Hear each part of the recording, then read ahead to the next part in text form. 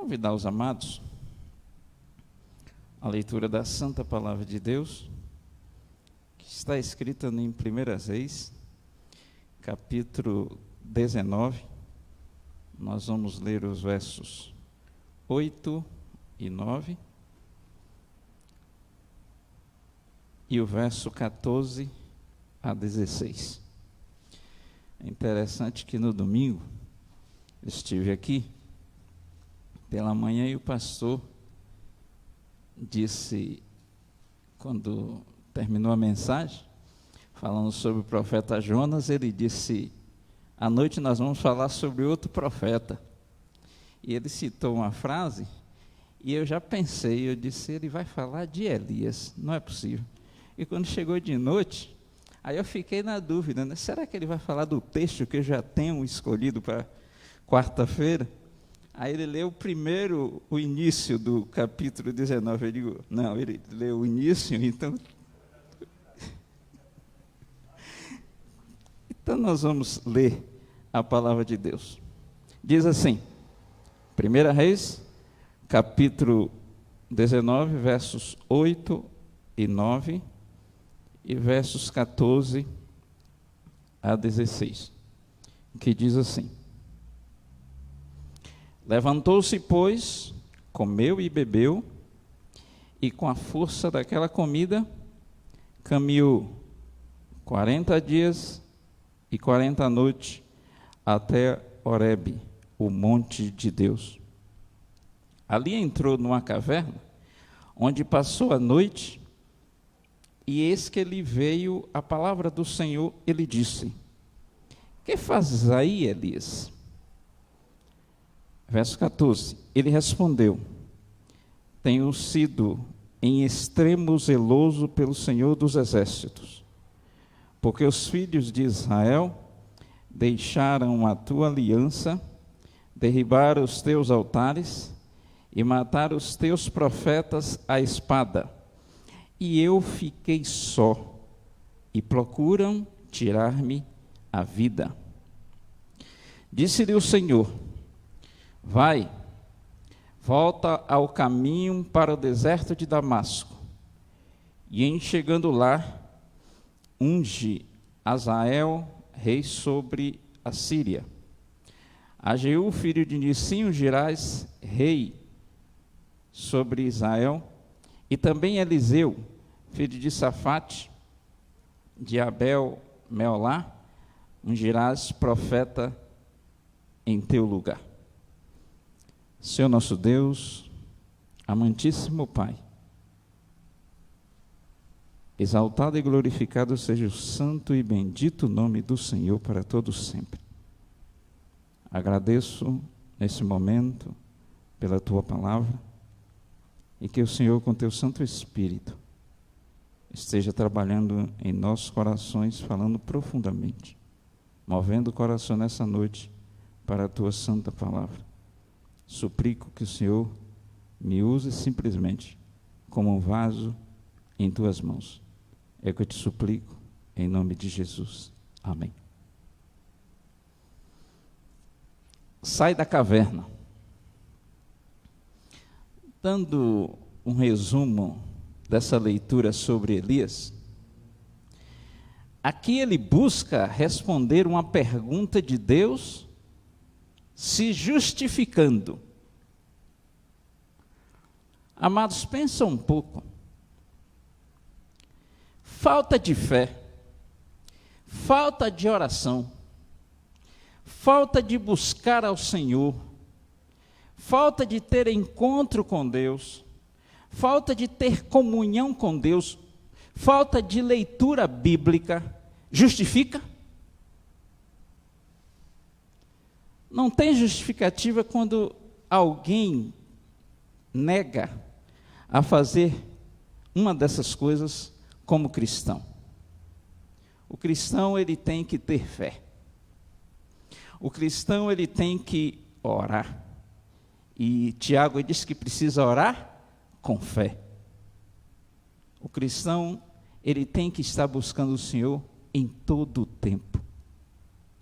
O cristão, ele precisa ter comunhão com o Senhor. O cristão, ele precisa ter os momentos com Deus, seus momentos íntimos com Deus. E quando ele não tem justificativa para não ter. Elias tenta responder uma pergunta de Deus, e nós podemos ver que na resposta Deus não dá a mínima para ele, quando ele responde. É interessante notar aqui que ele tinha andado 40 dias até chegar ao monte de Deus, até chegar a esse lugar. Esse lugar é especial, porque foi ali que Moisés teve uma grande experiência quando subiu nesse monte. Você encontra essa passagem lá em Êxodo, no capítulo 3, e o verso 1. Elias fez o contrário. Em vez de subir, ele desceu para procurar um lugar para se esconder. E na sua procura ele acha uma caverna e ele passa a noite lá. Amados, Deus não podia deixar o profeta desse jeito. Deus, nem eu e nem você, pode deixar um servo assim, isolado. Saiba disso. Deus não quer ver seus filhos isolados, e nós, como irmãos uns dos outros, não podemos nos isolar e nem podemos deixar ninguém isolado. Precisamos ter comunhão. João, lá na epístola de João, ele diz que a nossa comunhão é com seu Filho, Jesus Cristo. E ele diz lá também que a nossa comunhão é uns com os outros. Então nós não podemos deixar, lembre disso, não podemos deixar ninguém isolado nem se isolar. Ainda vai ser tratado disso aqui na frente. Mas Deus não tem servos inativos. Em meio a tanto trabalho, tanta atividade, tendo tanto o que fazer, Elias está em uma caverna.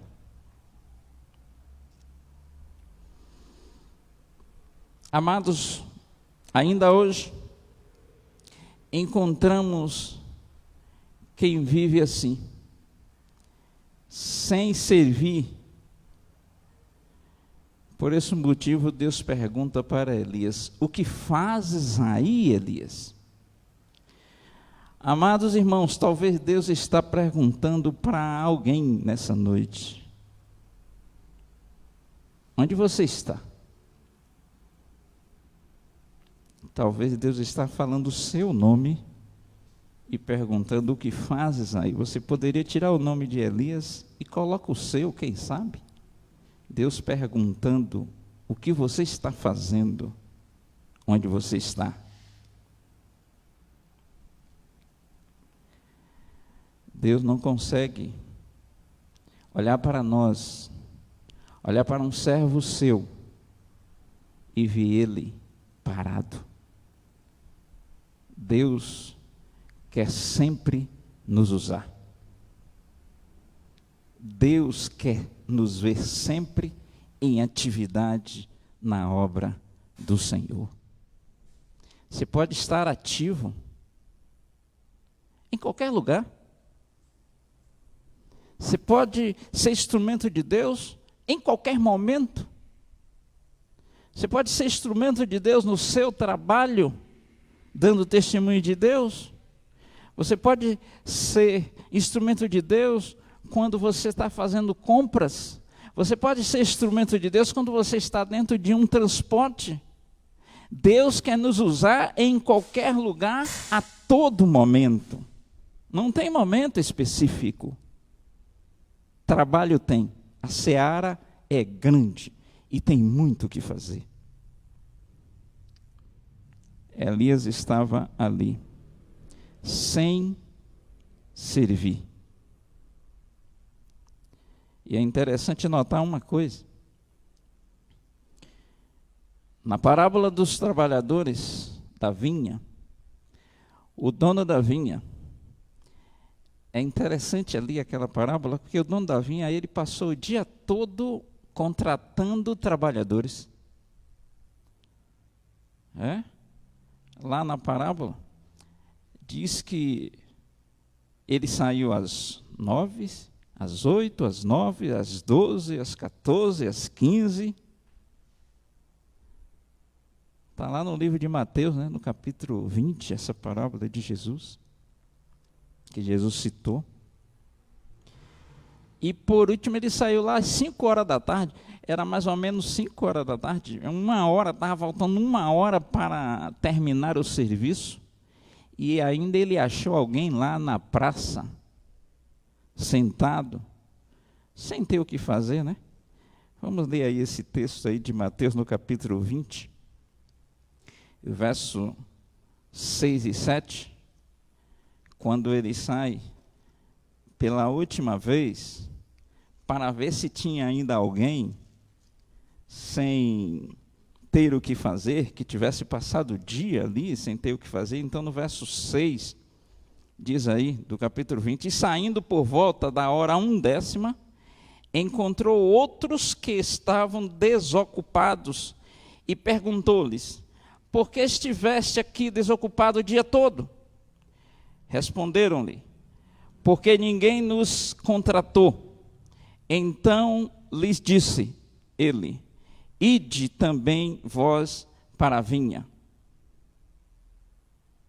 Se ninguém tinha contratado, na última hora, o dono da vinha contratou aqueles que estavam ali sem ter o que fazer. O Senhor não quer nos ver sem ter o que fazer. O Senhor nos comprou para que nós fôssemos ativos na sua obra. Não podemos dizer, como disseram aqueles homens que estavam ociosos: por que ninguém nos contratou? O Senhor já nos contratou. Nós já temos um contrato assinado com o dono da vinha. Ele já nos chamou para o trabalho.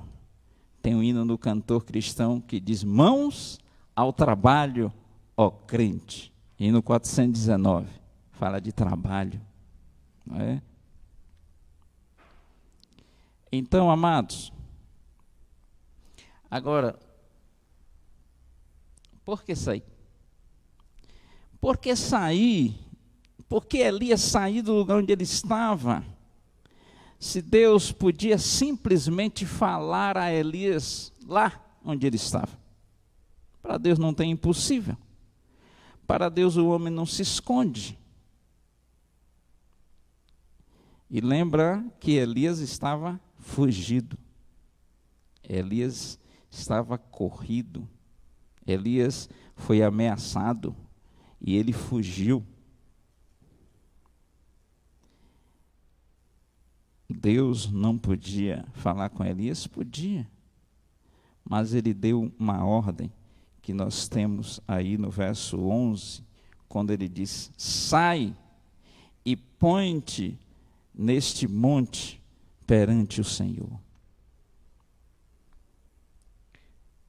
Deus quer que os seus servos, amados irmãos, estejam constantemente diante da sua presença.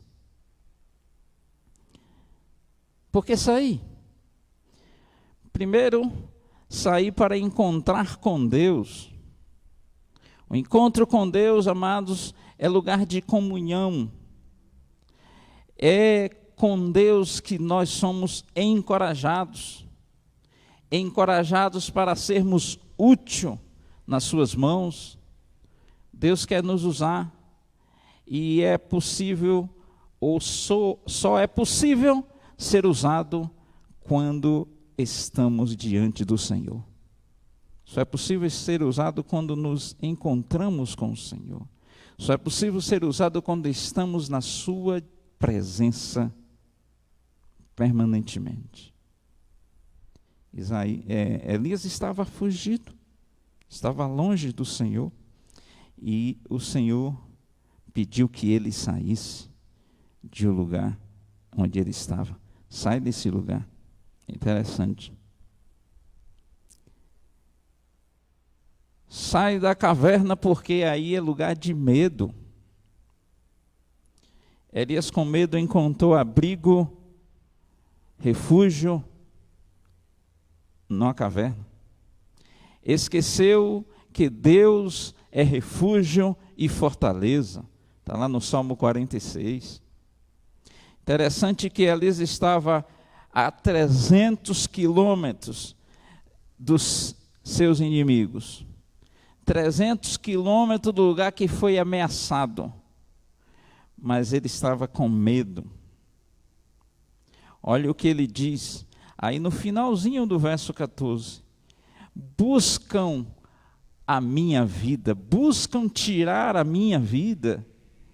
Será que quem ameaçou Elias estava atrás dele? Foi atrás dele? Perseguiu eles? Não, ele fugiu e ele estava com medo tão distante, e ele estava com medo.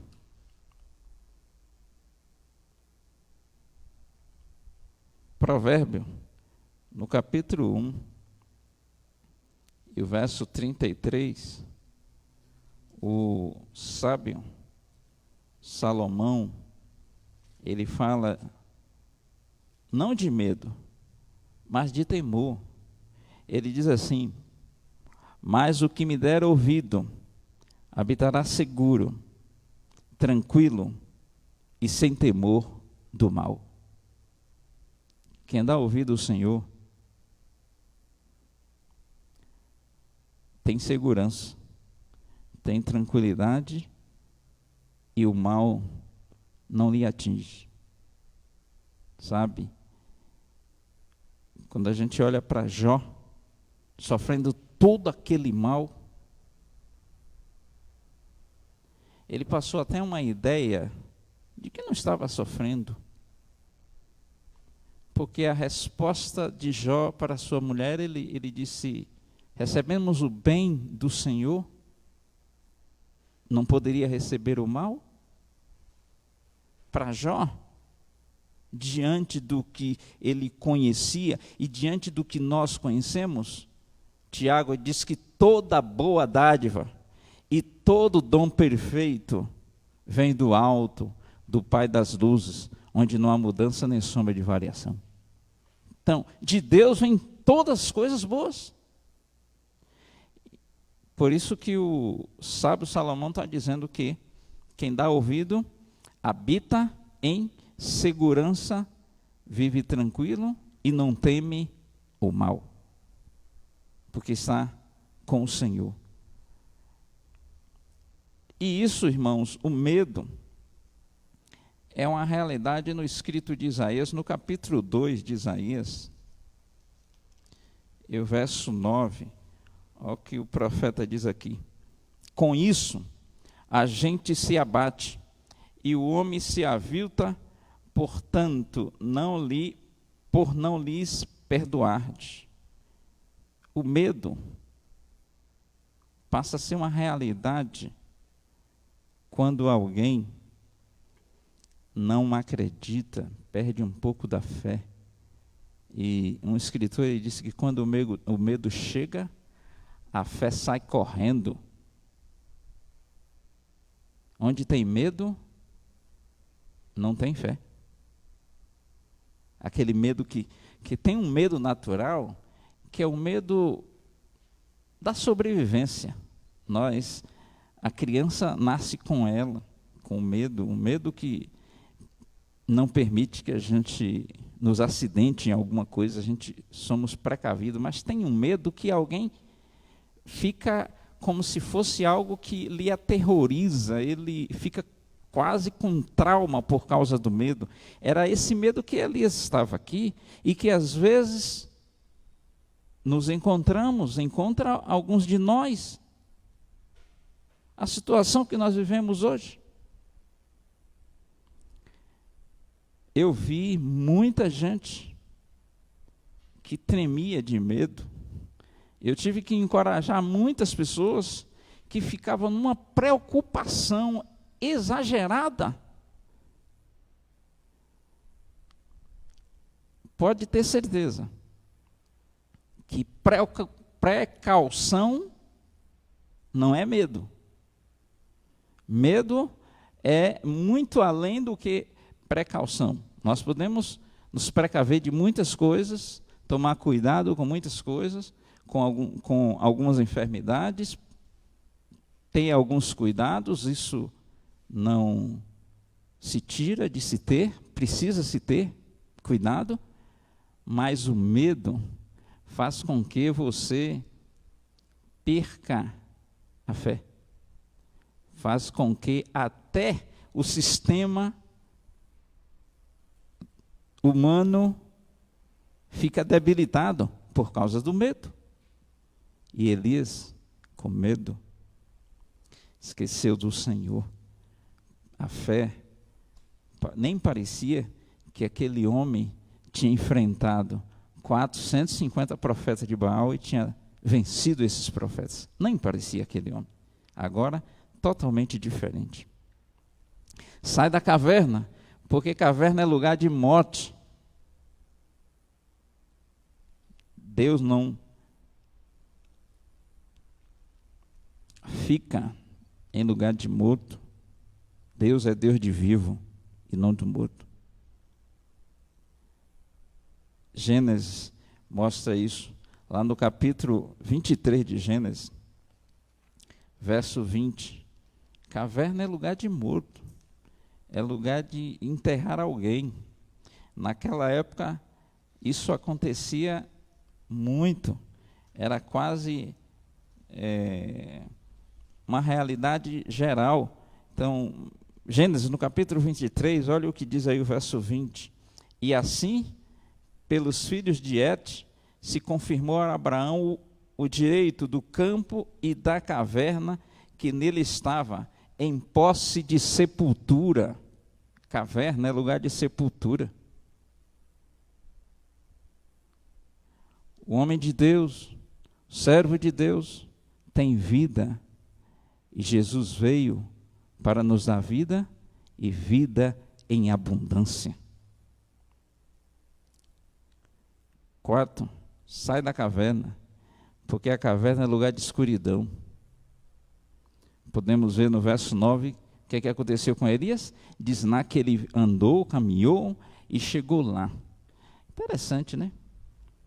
Elias andou 40 dias para chegar na caverna. Não tem nenhum relato na Bíblia como é que foi essa caminhada de Elias até chegar ali. Mas a Bíblia destaca que ao chegar ali, ele entra e passa a noite naquele lugar.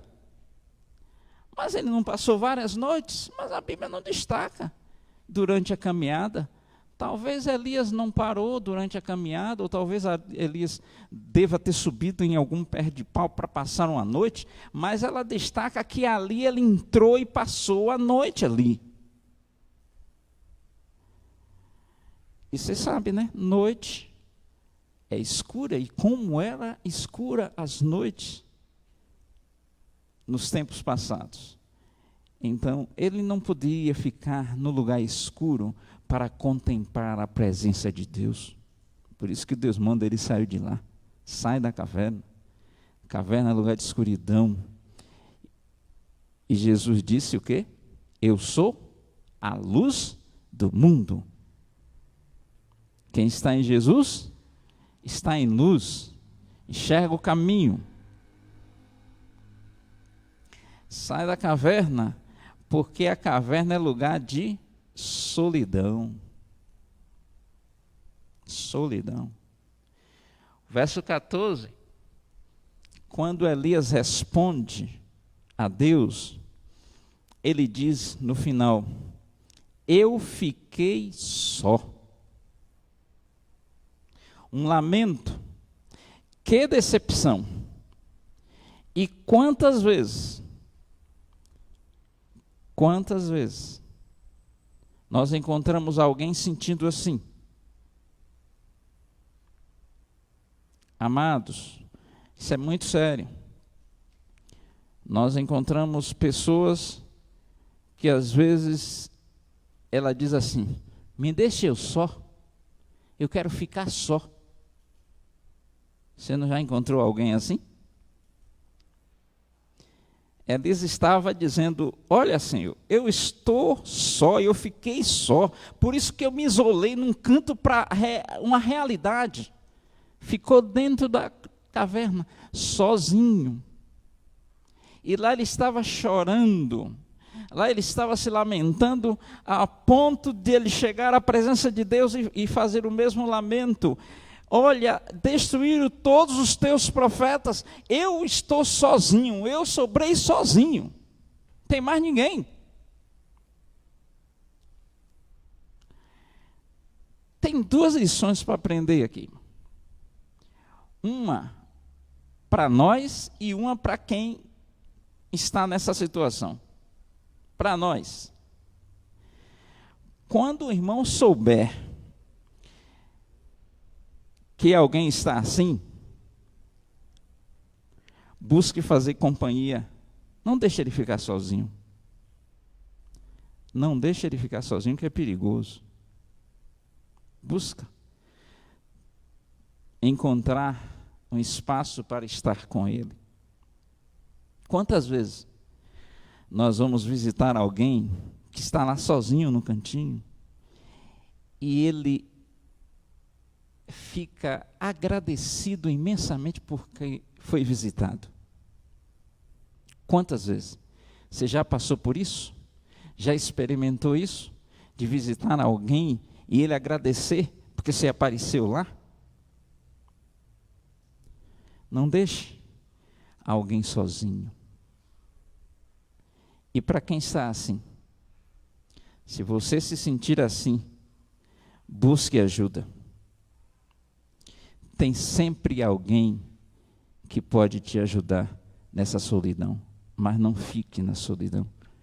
A solidão é algo tão terrível que é a única coisa na perfeição de Deus que Deus disse que não era bom. Na perfeição de Deus, Deus disse que não era bom que o homem estivesse sozinho. Então, quando você souber de alguém assim, busque fazer companhia, e se você um dia ficar em um estado assim, busque ajuda. Não fique sozinho. Sai da caverna por último, porque na caverna é lugar de inércia, ociosidade. Então você tem aí esses 5 motivos para sair, o 6º, porque Deus quer nos ver em atividade. Deus quer te ver, irmãos, em atividade. Veja no verso 15 da nossa leitura, que Deus não dá resposta para Elias, Deus não dá atenção às suas justificativas, simplesmente Deus tem algo para Elias fazer, algo muito importante para Elias fazer, que enquanto ele estava ali, ele estava deixando de fazer. Então aí no verso 15 diz: vai, volta ao teu caminho para o deserto de Damasco, e em chegando lá, unge a Azael, rei sobre a Síria, unge a Jeú, filho de Nissi, como rei sobre Israel, e também Eliseu, você vai ungir como profeta em teu lugar. Que atividade. Que trabalho Elias tinha para fazer, cumprindo a ordem do Senhor?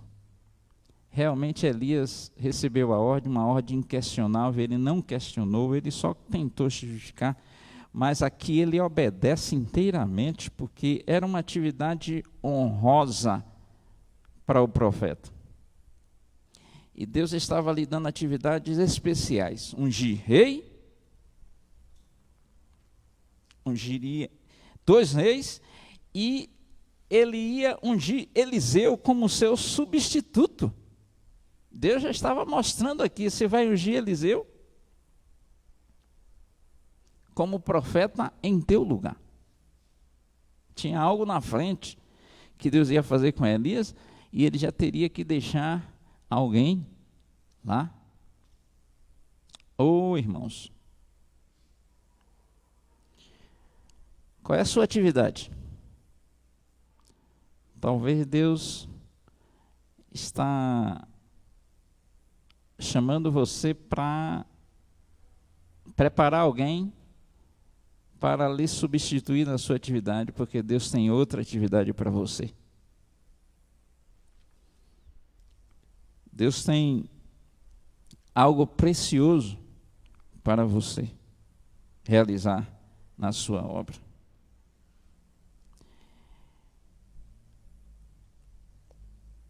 Concluindo nessa noite, dando uma conclusão em cada ponto,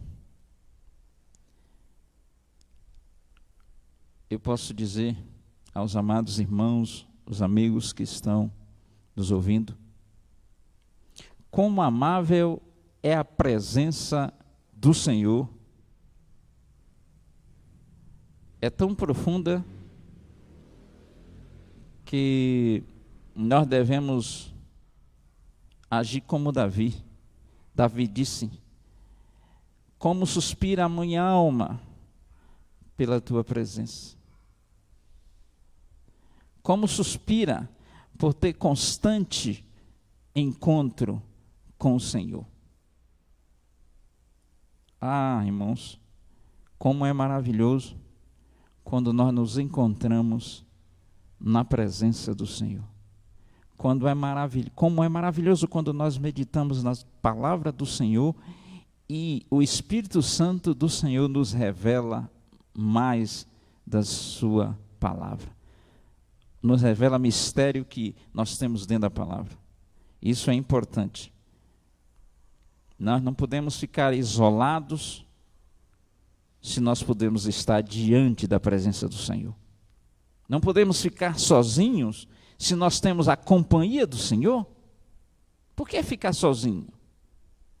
Se Deus já prometeu que Ele estaria conosco todos os dias, todo o tempo. Por que ficar sozinho? E na presença do Senhor, nós não temos temor. O salmista, no Salmo 23, ele diz que ainda que eu ande pelo vale da sombra da morte. Esse verso é muito presente, né? Muito da nossa época, da situação que nós estamos vivendo hoje. Ainda que eu ande pelo vale da sombra da morte, não temerei mal algum, porque tu, Senhor, estás comigo. A tua vara e o teu cajado me consola, diz o salmista, que deve ser uma palavra que deve ser repetida por nós. E ainda que andemos por esse vale, não temos temor de mal algum, temos vida, não vivemos no vale, não vivemos como os materialistas que dizem, aquele texto, aquele versozinho de Paulo, que diz lá: comamos e bebamos, que amanhã morreremos.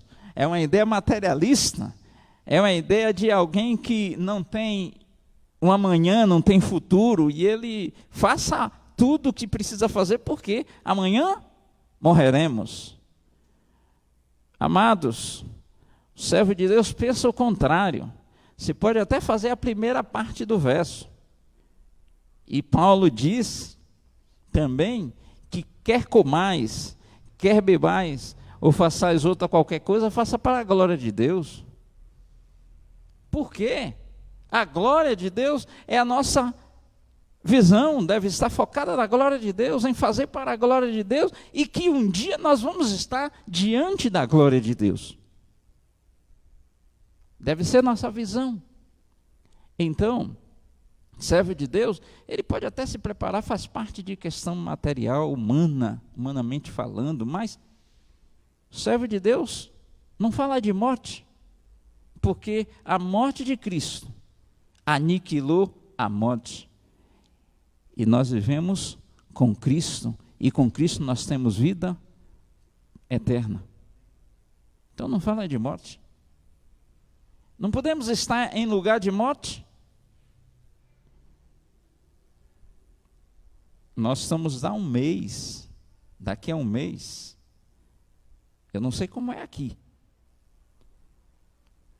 mas eu costumava dizer aos irmãos da igreja onde eu dirigi, que a gente podia até ir lá, mas ir lá às vezes para evangelizar, para levar uma palavra de vida, porque no dia 2 de novembro, as pessoas vão reverenciar os seus mortos.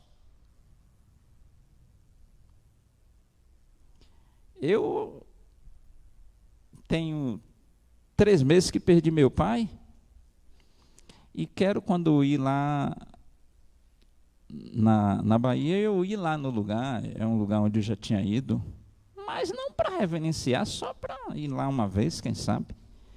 Mas o servo de Deus, ele fala de vida, ele pensa na vida, ele tem uma visão nos céus, e ele vê os céus.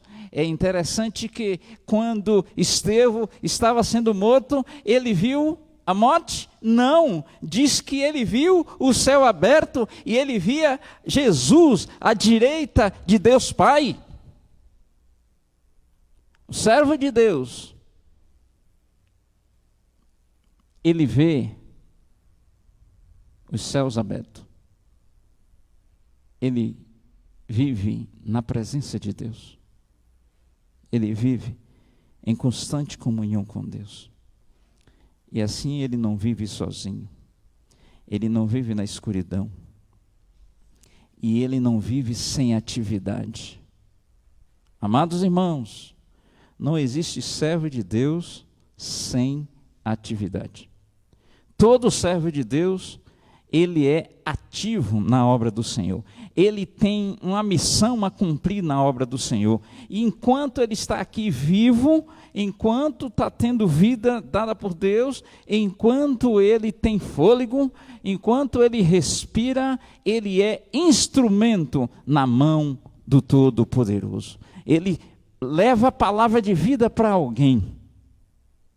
Interessante notar, o pastor Gerson Rocha, ele contava muito dessas histórias, que ele ia, às vezes, em uma dessas histórias ele contou que foi visitar uma irmãzinha que o médico tinha desenganado, ela estava no leito, já nas últimas, foi tanto assim que no outro dia ela partiu, depois da visita dele, e ele disse que foi levar umas palavras para a irmã, e ele disse que ele saiu de lá, em vez dele consolar a irmã, foi ela quem consolou ele.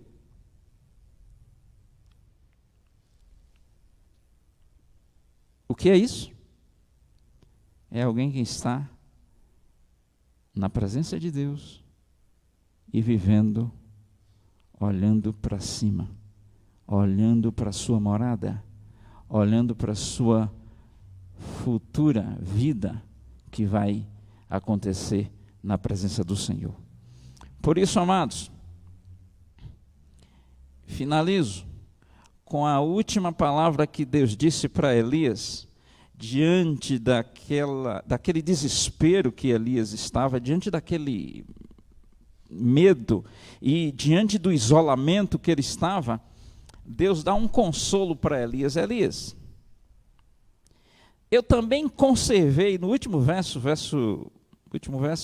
18, eu também conservei em Israel 7.000, todos os joelhos que não se dobraram a Baal, e toda a boca que não o beijou.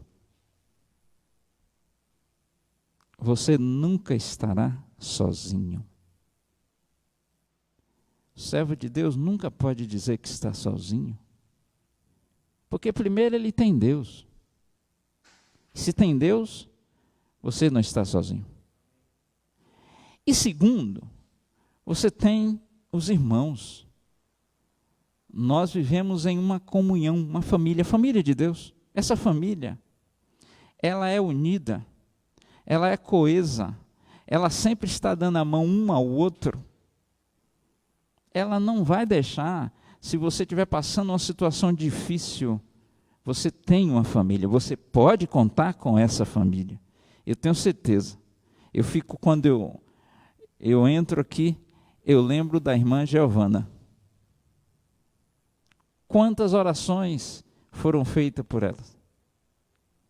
E eu estava aqui lembrando hoje, na minha oração ali, da irmã Giovana. Ou seja, nós aplicamos, aqui nessa família se aplica aquele verso que Jesus disse, se não me falha a memória. Alegrai com os que se alegram e chorai com os que choram. Se você estiver chorando, essa família não vai deixar você chorar sozinho. Se você estiver alegre, essa alegria é repartida. Se você estiver passando um momento difícil, você vai ter alguém que reparte essa dificuldade com você. Essa família nos ajuda e nos mantém de pé. Essa família é a família de Deus. Nós pertencemos a ela. Nunca esteja passando esse momento como Elias passou. Um medo. Medo de quê? Não há nada maior do que o nosso Deus. Não há nada maior do que o nosso Deus. Deus é soberano. Deus sabe de todas as coisas. E Deus é a nossa companhia perfeita. Saia da caverna. Não sei qual é a tua. Talvez, quem sabe, Covid é uma caverna para um bocado de gente. Quanta desculpa tem sido dada por causa desse tal de Covid? A caverna, nossos dias, Covid. Quem sabe? Talvez para você não ser útil, não ser ágil, não ser hábil, não estar a serviço do Senhor, seu trabalho pode ser uma caverna. A caverna da desculpa. Cuidado, saia da caverna. Não sei, talvez tenha alguém na caverna nesse momento. A minha oração é que você ouça a voz de Deus dizendo: saia, me encontre, venha ter comunhão comigo. O Senhor está falando nessa noite com alguém. E pode ser você que está aí nos ouvindo. Aproveite, Deus está lhe chamando para ser ativo na obra do Senhor. Que Deus nos abençoe.